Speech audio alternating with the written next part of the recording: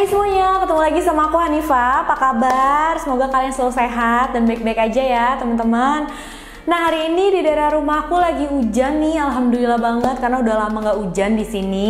Suasananya tuh lagi enak banget untuk santai-santai. Jadi aku pakai baju yang paling nyaman nih yang aku punya supaya aku juga lebih rileks sampai kisahnya ke kalian. Nah, hari ini aku pakai piyama import dari toko piyama langganan aku, yaitu Cellahan Store. Mereka tuh punya koleksi piyama yang lucu-lucu banget teman-teman. Bahannya pun enak, adem, nyaman dipakai dengan size yang bermacam-macam. Ada yang daster, ada yang setelan gitu. Untuk kalian yang mau jadi reseller, mereka juga terima. Kalau kalian mau beli dalam jumlah banyak, mereka juga bakal sediain.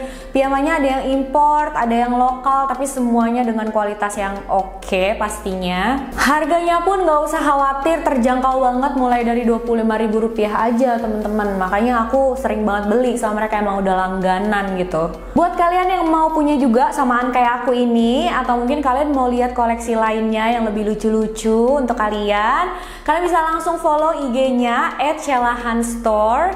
Nanti linknya aku taruh deh di kolom deskripsi. Jangan lupa ya dicek koleksinya.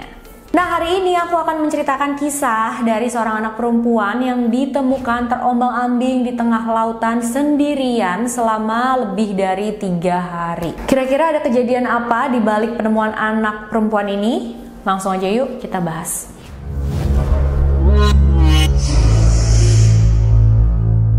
Jadi pada tahun 1961, keluarga Duperrault sedang liburan ke Bahamas. Mereka adalah keluarga yang berasal dari Green Bay, Wisconsin, Amerika Serikat.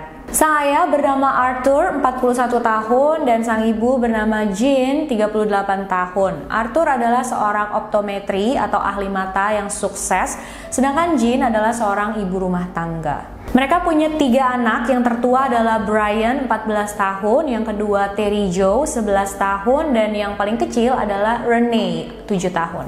Nah, liburan mereka saat itu sebenarnya bukan cuma untuk senang-senang, karena Arthur, sang ayah, adalah juga seorang pelaut. Dia pengen banget suatu saat bisa membawa keluarganya berlayar mengelilingi dunia. Tapi sebelum itu, dia mau mengadakan perlayaran percobaan dulu nih, teman-teman. Jadi dia mau ajak seluruh keluarganya berlayar dalam waktu yang singkat untuk mengetahui apakah keluarganya sanggup gitu ya untuk diajak berlayar dalam waktu yang lama, dan kira-kira apa aja yang harus dipersiapkan sama dia. Akhirnya Arthur memutuskan untuk membawa keluarganya berlayar ke Bahamas selama 1 minggu. Mereka pergi ke sana menggunakan kapal berukuran sekitar 18 meter persegi yang bernama Bluebell yang mereka sewa di Florida. Jadi dari Wisconsin, tempat tinggal mereka berlayar ke Florida.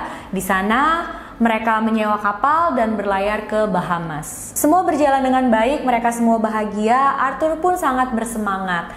Nah, untuk lebih meramaikan suasana, untuk lebih menyenangkan lagi, mereka mengundang orang lain juga untuk ikut ke pelayaran mereka itu, yaitu seorang kapten berumur 44 tahun yang juga menjadi pemandu wisata mereka selama perjalanan itu.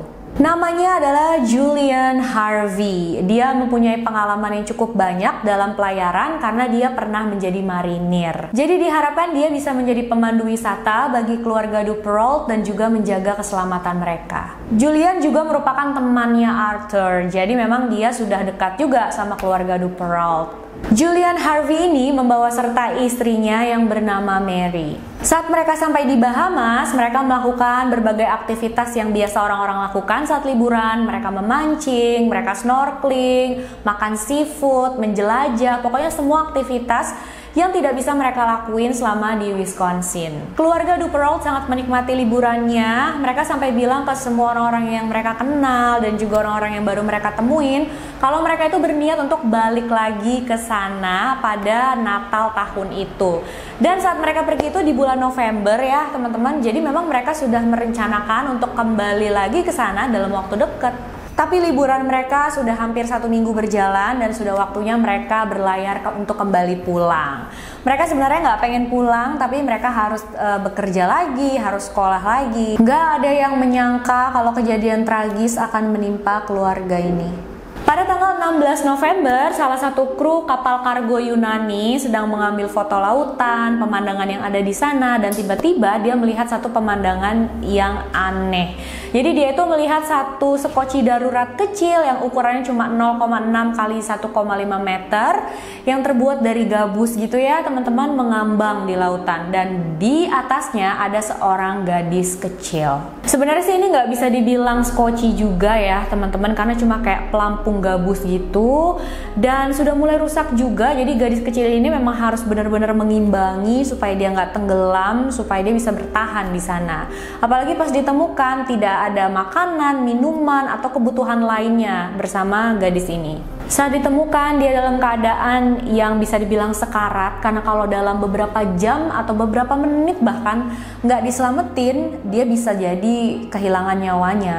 Anak perempuan ini sudah sangat dehidrasi, kulitnya juga sangat merah karena terbakar panas matahari, dia kelaparan parah, dia hampir tidak sadarkan diri saat ditemukan. Saat dibawa ke kapal kargo Yunani itu, anak perempuan ini memakai kemeja berwarna putih, celana berwarna pink, tanpa sepatu, dan satu-satunya hal yang bisa dia bilang pada para kru bahwa namanya adalah Terry Jo Duperrault. Terry akhirnya dibawa ke rumah sakit di Florida, tapi sampai dia sembuh pun dia tidak menceritakan detail kejadian apa yang sudah menimpanya. Dia masih takut, dia masih shock, dia masih nggak sanggup untuk menceritakan apa yang dia lalui. Cerita tentang Terry ini ada di halaman depan berbagai koran saat itu, karena memang salah satu kru kapal kargo tadi mengambil fotonya Terry, seorang gadis perempuan kecil yang mengambang terombang-ambing di tengah lautan selama beberapa hari tanpa makanan, tanpa minuman atau yang lainnya. Pastinya itu berita yang menarik perhatian semua orang saat itu. Nah, 3 hari sebelum Terry Jo ditemukan, ada satu penemuan yang juga mengejutkan teman-teman. Jadi sebuah kapal Gulf Lion menemukan satu perahu sampan kecil yang di dalamnya ada 1 orang pria dan 1 orang wanita. Tapi hanya salah satu dari mereka yang masih hidup. Jadi si wanita itu sudah dalam kondisi tidak bernyawa. Pria tersebut dibawa ke penjaga pantai. Mereka bertanya pada pria ini, kenapa ada wanita yang sudah meninggal di dalam sampan kecil kamu? Dan pria ini menjawab, jadi aku sedang berlayar dengan satu keluarga, aku bersama istriku.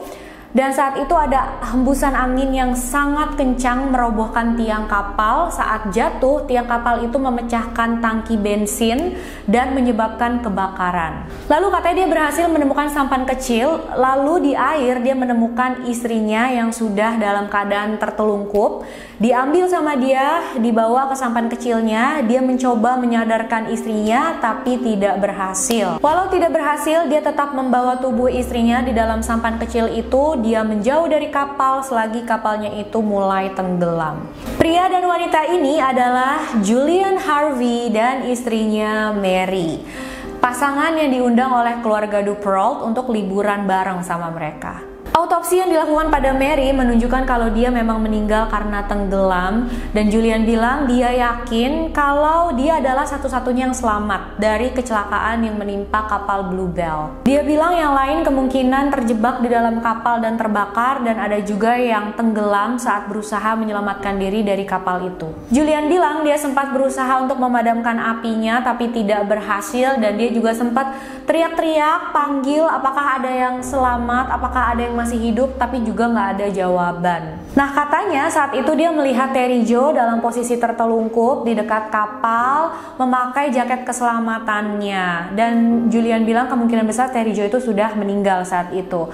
Tapi kalau memang itu benar, gimana caranya akhirnya Terry Jo ditemukan dalam keadaan hidup, terombang-ambing di tengah lautan seperti itu kan? Saat para petugas mengetahui kalau Terry Jo dan Julian Harvey itu ada di kapal yang sama dan mereka hanyalah orang yang selamat dari kecelakaan itu, akhirnya mereka mengabarkan hal ini pada Julian. Mereka bilang, "Hai Julian, Terry Jo yang waktu itu kamu lihat, tapi dia selamat loh, dia juga selamat," gitu.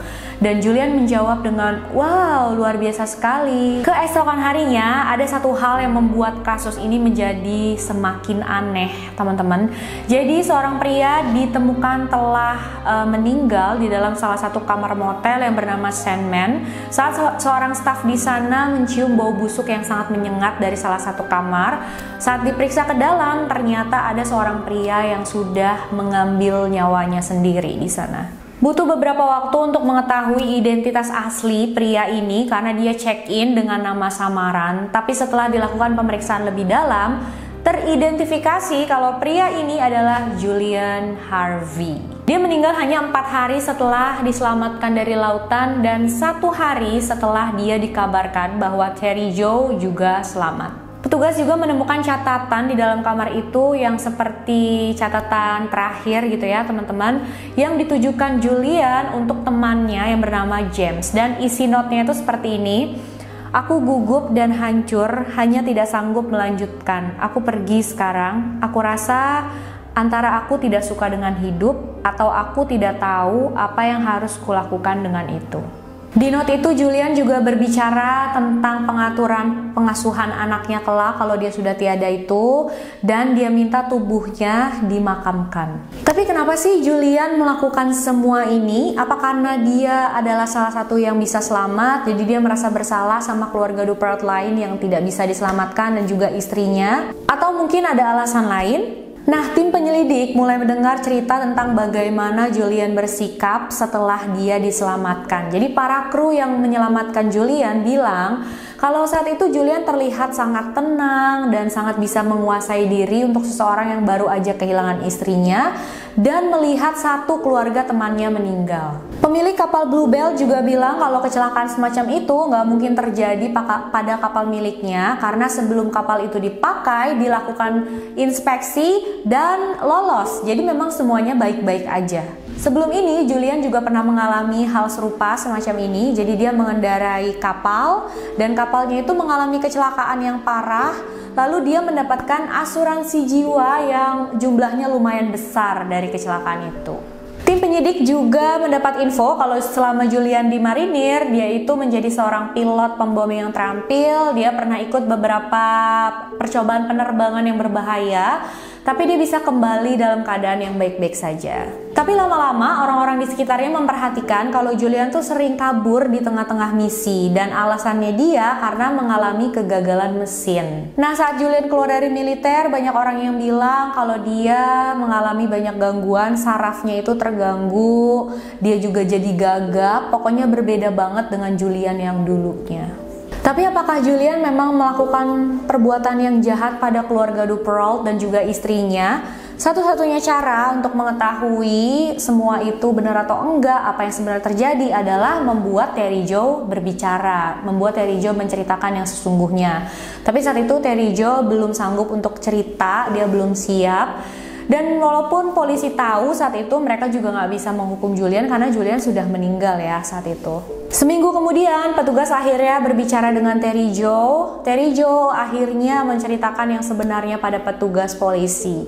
Tapi petugas polisi tidak mempublikasikan cerita dari Terry Joe ini, apa yang terjadi sebenarnya selama 50 tahun. Bukan karena mereka nggak percaya dengan ceritanya Terry Joe ya teman-teman, tapi memang Terry Joe yang minta. Dia nggak mau ceritanya ini, kisah yang dia alami itu diketahui oleh banyak orang di dunia. Jadi dia mau cerita itu disimpan aja baik-baik, tidak dipublikasikan. Setelah kejadian ini, Terry tinggal bersama paman dan bibinya dan juga beberapa sepupunya di Wisconsin. Mereka merawat Terry, mereka berusaha dengan sangat keras membuat hidup Terry senormal mungkin. Selama 20 tahun berikutnya, Terry sangat tertutup, dia nggak pernah menceritakan hal ini pada siapapun. Tapi setelah 20 tahun, perlahan-lahan dia mulai terbuka, dia mulai cerita kepada teman-temannya, keluarganya, dan terapisnya tentang apa yang sebenarnya terjadi. Terry akhirnya menikah, dia punya anak, dia punya cucu, dia bekerja di Departemen Sumber Daya Alam Wisconsin. Di sana, Terry bekerja di bagian spesialis pengelolaan air karena Terry percaya kalau air itu adalah kehidupan. Dan dia merasa tenang kalau sedang berada di pantai, dia bisa berpikir dengan jernih, dan dia juga merasa bisa lebih dekat dengan keluarganya yang sudah pergi. Selama bertahun-tahun, Terry bahkan yakin kalau ayahnya itu masih hidup. Dia pergi ke beberapa pantai untuk mencari ayahnya. Tapi setelah 50 tahun, dia sadar kalau ayahnya tidak akan kembali pulang. Dan saat itu, dia juga memutuskan bahwa itu adalah saatnya dia menceritakan kisahnya, dia menceritakan apa yang dialami kepada dunia. Dia membuat buku yang berjudul Alone yang dia publish pada tahun 2010, dan dalam buku inilah dia menceritakan detail kejadian yang dia alami. Terry bilang pada malam di tanggal 12 November setelah 5 hari mereka berada di lautan, Terry malam itu mau tidur di kabin bagian bawah. Saat itu sekitar jam 9 malam. Biasanya dia tidur di kabin bawah itu bersama adik kecilnya yang bernama Renee. Tapi saat itu Renee masih ada di dek atas kapal bersama para orang dewasa. Jadi Terry tidur di dalam kabin bawah itu sendirian dan Renee tidur di atas. Lalu 2 jam kemudian, sekitar jam 11 malam, Terry mendengar suara teriakan saudaranya yang bernama Brian. Brian teriak, "Help daddy, help," seperti itu, dan Terry merasa kalau Brian memang sedang ada dalam bahaya. Terry tidak berani, tidak bisa untuk bergerak sama sekali. Dia tetap berada di kasurnya, dia nggak keluar dari sana, dia nggak bergerak sama sekali. Dia cuma bisa mendengar langkah kaki di atasnya. Tapi akhirnya dia mengumpulkan semua keberaniannya, dia berusaha sekeras mungkin untuk bergerak dari sana. Akhirnya dia berdiri, dia mulai jalan, dia menaiki tangga, dan saat dia membuka pintu ke dek atas, di dek atas kapal sudah ada ibunya dan saudaranya Brian tergeletak dalam genangan darah yang sangat banyak. Dan katanya saat itu Terry tahu kalau ibu dan saudaranya itu sudah meninggal. Terry bilang lautan saat itu sangat tenang, tidak ada badai, ombak besar atau lainnya, tapi di kapal keadaan sangat-sangat kacau. Lalu Julian Harvey mendekati Terry dan Terry bertanya, "Hey Julian, ada apa? Apa yang terjadi?" Tapi Julian gak jawab apa-apa, dia cuma diam dan mendorong Terry untuk turun lagi ke bawah, ke kabin bawah. Dan akhirnya Terry diam di dalam kabinnya sampai lama-kelamaan air di dalam kabinnya mulai tinggi. Gak lama Julian mendatangi dia lagi, berdiri di pintu kabin sambil pegang pistol, tapi Julian cuma ngeliatin Terry aja. Dan akhirnya dia pergi dari sana meninggalkan Terry sendirian. Terry saat itu tahu kalau kapal sudah mau tenggelam karena air di kabinnya sudah mulai sangat dalam, dan dia mau gak mau harus keluar dari kabinnya itu atau dia bisa meninggal di dalam sana. Akhirnya dia pun naik ke atas dek kapal, dan saat di dek atas kapal dia melihat Julian sedang pegang-pegang sampan, dan Terry bertanya sama Julian, "Apakah kapal ini mau tenggelam?" kata Terry. Dan Julian menjawab, "Iya." Lalu Julian melemparkan tali kepada Terry untuk menahan sampan tersebut, tapi Terry nggak sengaja kelepas gitu ya talinya sama dia, dan akhirnya Julian langsung lompat ke air, dia langsung cari talinya, dan dia langsung masuk ke dalam sampan, dia pergi menjauh dari kapal tersebut, dan Terry ditinggalkan sendirian di sana. Terry tahu dia akan meninggal kalau tidak melakukan apa-apa. Untungnya dia ingat kalau di sisi lain kapal itu juga ada skoci penyelamat lain yang lebih kecil. Akhirnya dia pergi ke sana, dilepaskan tali skoci dari kapal, dilemparin skoci itu ke air, dan Terry pun langsung lompat ke skoci itu, pegangan di skoci itu. Tapi awalnya Terry dan skoci itu masuk dulu jauh ke dalam air sebelum akhirnya mereka berdua kembali ke permukaan. Terry tahu hal itu sangat beresiko, tapi dia nggak punya pilihan lain, lakukan itu atau dia bisa meninggal di sana. Jadi dia pun melakukan hal itu. Dia makin menjauh dari kapal, dan saat itu Terry juga masih cemas kalau Julian bakal nyamperin dia dan menyakiti dia. Terry terombang-ambing di tengah lautan selama 3,5 hari tanpa tahu apakah bakalan ada seseorang yang menolong dia. Dia di sana tanpa makanan, tanpa minuman, tanpa kebutuhan lainnya. Dia sendirian. Dia bahkan mulai berhalusinasi kalau ada pulau kecil di dekat dia, tapi setelah dia hampiri, pulau itu tiba-tiba menghilang. Skoci kecil yang ditumpangi oleh Terry juga mulai rusak di salah satu bagiannya. Jadi Terry tuh harus pinter-pinter ngimbangin. Dia harus dalam posisi yang kakinya itu di dalam air untuk bisa bertahan di sana supaya skocinya itu nggak tenggelam gitu ya. Dan saat itu ada seekor lumba-lumba ataupun ikan yang menyerupai lumba-lumba, karena waktu itu katanya Terry nggak yakin itu ikan jenis apa, tapi ikan itu menggigit kaki Terry. Saat itu juga ada helikopter berwarna merah yang sempat berputar-putar di atasnya Terry. Terry berusaha melambaikan tangan untuk mengambil perhatian mereka, tapi tidak berhasil dan mereka pergi begitu saja. Lalu saat Terry mendengar ada hewan di lautan yang mengeluarkan suara seperti whoosh gitu ya, dia malah katanya bersyukur karena dia merasa tidak sendirian di sana. Kalian bisa bayangin gak sih situasinya seperti apa? Dia tidur dan terbangun berkali-kali, dan saat tidur dia kebanyakan bermimpi melihat ayahnya sedang meminum wine. Jadi pas bangun dia malah semakin merasa kesepian dan juga haus. Dan kalian tahu saat kru kapal kargo Yunani tadi menemukan Terry terombang-ambing di tengah lautan itu, mereka nggak bisa langsung menyelamatkan Terry karena saat itu ada beberapa ekor hiu yang sedang mengelilingi Terry. Dan mereka harus menunggu hiu-hiu itu pergi sebelum akhirnya mendekati Terry dan menyelamatkan dia. Dan itulah tahapan kejadian yang bisa diingat oleh Terry. Tapi dia bilang satu kesempatan dia tuh pernah diberikan terapi hipnotis supaya bisa mengingat, siapa tahu ada detail kejadian yang tidak bisa dia ingat. Mereka menggunakan sodium amytal atau yang biasa juga disebut serum kejujuran, karena bahan kimia ini mampu membuat seseorang mengatakan dengan spontan tentang kejadian masa lalunya yang tidak bisa dia ingat gitu. Setelah diberikan ini, Terry bisa mengingat kalau di dek atas kapal dia juga melihat sebuah pisau yang tergeletak gitu di lantai kapal itu. Padahal sebelumnya Terry cuma mengingat senjata pembunuhan adalah pistol atau senjata api yang dipegang oleh Julian. Nah, kira-kira apa sih motifnya Julian menghabisi keluarga yang mengundang dia untuk ikut liburan bersama dan juga istrinya sendiri? Ternyata Julian sudah pernah mempunyai beberapa istri sebelum dia menikahi Mary. Jadi Mary ini adalah istri ke-6-nya. Pada saat liburan bersama keluarga du Perrault itu, mereka baru menikah selama 3 bulan. Dan pada pernikahan dia yang sebelumnya, Julian juga gak pernah nikah dalam waktu lama. Dia menikahi perempuan-perempuan itu dengan cepat, lalu dalam waktu yang cuma sekejap, dia menceraikan mereka karena alasan sudah tidak mencintai mereka lagi. Tapi sesuatu yang lebih mengerikan terjadi 12 tahun sebelumnya. Jadi saat itu Julian, istrinya, dan ibu dari istrinya sedang naik mobil, dan mobil itu mengalami kecelakaan. Mobilnya jatuh dari jembatan kayu dan masuk ke dalam air yang dalamnya itu sekitar 5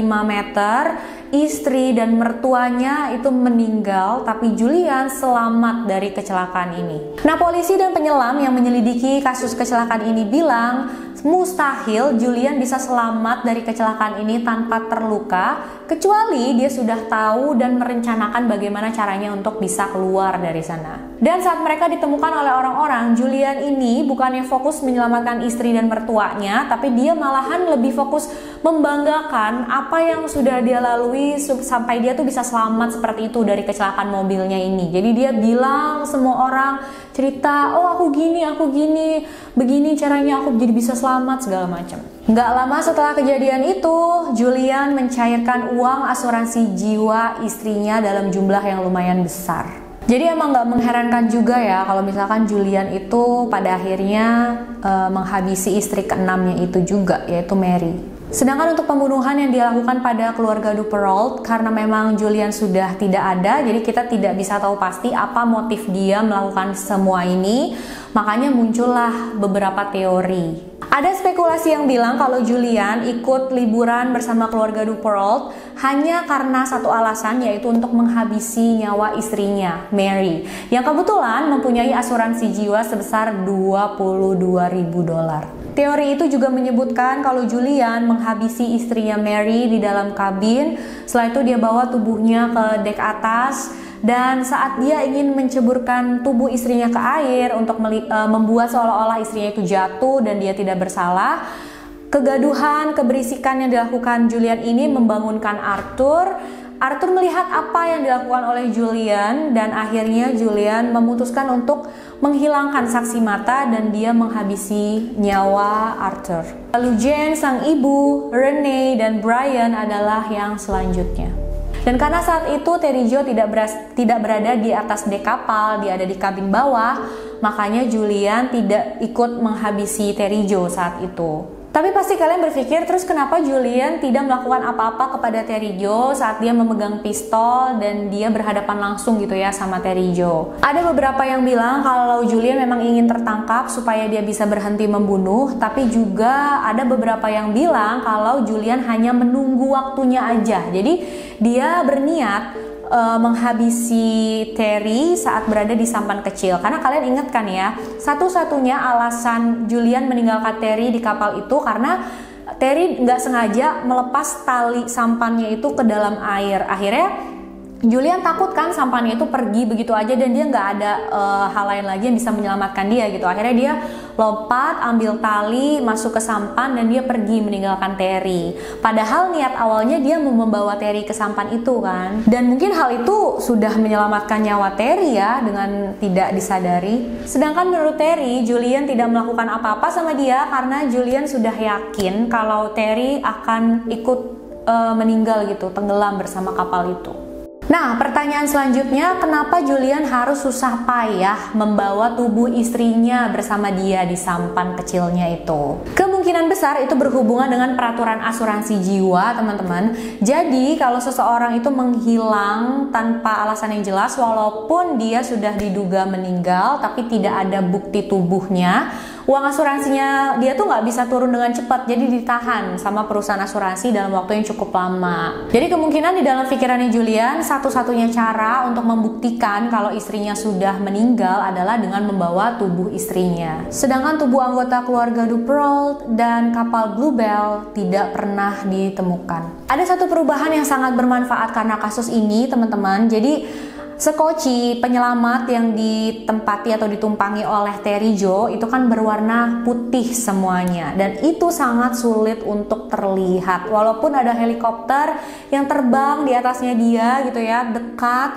mereka tetap nggak bisa melihat sekoci itu karena ombak di lautnya itu juga berwarna putih, apalagi ada sinar matahari, pantulan cahaya segala macam. Jadi warna putih, sekoci berwarna putih itu sangat sulit terlihat. Makanya semenjak kejadian itu semuanya berubah, sekoci penyelamat dibuat dengan warna oranye, bukan warna putih lagi. Warna oranye seperti yang sering kita lihat pada masa sekarang ini. Terry menjalani beberapa interview dengan media. Terry bilang, "Aku tidak pernah takut, aku cinta air, punya keyakinan kuat pada Tuhan, berdoa agar Dia menolongku dan aku mengikuti jalannya." Pada CBS News, Terry bilang, "Aku percaya aku selamat untuk satu alasan, tapi butuh 50 tahun bagiku untuk bisa mengumpulkan kekuatan untuk memberi harapan pada orang-orang karena kisahku." Dan dalam bukunya, Terry menulis seperti ini, teman-teman. Yang mau aku tekankan pada semua yang membaca buku ini adalah jangan pernah menyerah. Jangan hilang harapan, teruslah berusaha melihat sisi baik dari segala hal.